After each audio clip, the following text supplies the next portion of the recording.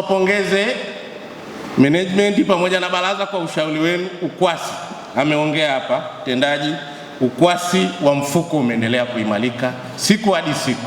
Hii inatupa matumaini mapya, lakini pia jambo la kufurahisha zaidi, mmeendelea kulipa mafao kwa wakati ndani ya zile siku 60 tulizojiwekea kisheria, lakini nyie mmeenda mbali zaidi, na hivi naambiwa mnalipa ndani ya muda mfupi, pengine hata siku 25 20 mwanachama wetu anakuwa amepewa mafao yao. Ongeleni pia baraza hili kwa ushauri wenu na management kuweza kuadapt ushauri na kwenda kwenye utekelezaji.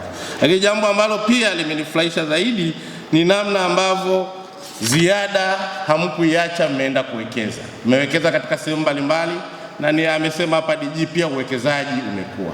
Na uwekezaji huu ni muhimu kwa sababu moja. Kwanza, unapelekea hii fedha iendelee kuwa na thamani. Maana yake mkikusanya michango ya wanachama, msipowekeza kwenye miradi yenye tija, maana yake hii fedha baadaye tutashindwa kuwalipa wanachama wetu mafao. Mpaka kwa ripoti yenu niwapongeze kwa mafanikio makubwa, na hiyo ndo kazi kubwa iliyofanywa na mabaraza haya mawili yaliyopita ambayo yamemaliza muda wake. Moja ya mambo yaliyojadiliwa jana katika kikao cha baraza hili ni taarifa ya utendaji kwa nusu ya mwaka ambayo ilikuwa Julai mpaka Disemba kwa financial year hii ambayo tunafanya, ambapo mambo yaliyofanyika ni vyema.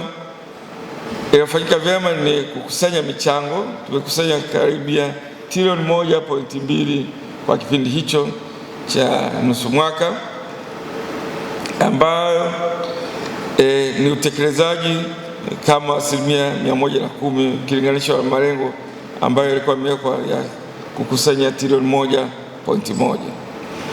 Vile vile tumefanya ulipaji wa mafao kiasi cha shilingi bilioni 883 ambayo ni 99% ya lengo tulikuwa tumejiwekea ya kusanya shilingi bilioni 888.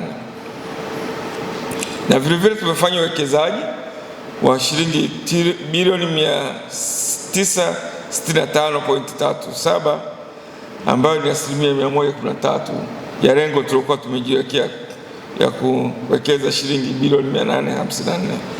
Pia mfuko ulipata hati safi ya ukaguzi ambalo ni baraza bora katika mabaraza tunayoyasimamia, kwa maana ya kwamba linatekeleza sheria ya uundaji wa mabaraza ya wafanyakazi kwa kufanya vikao vyake kwa mujibu wa taratibu, lakini ni baraza linalozingatia sana stahiki, haki na maslahi ya mtumishi katika kupanga bajeti.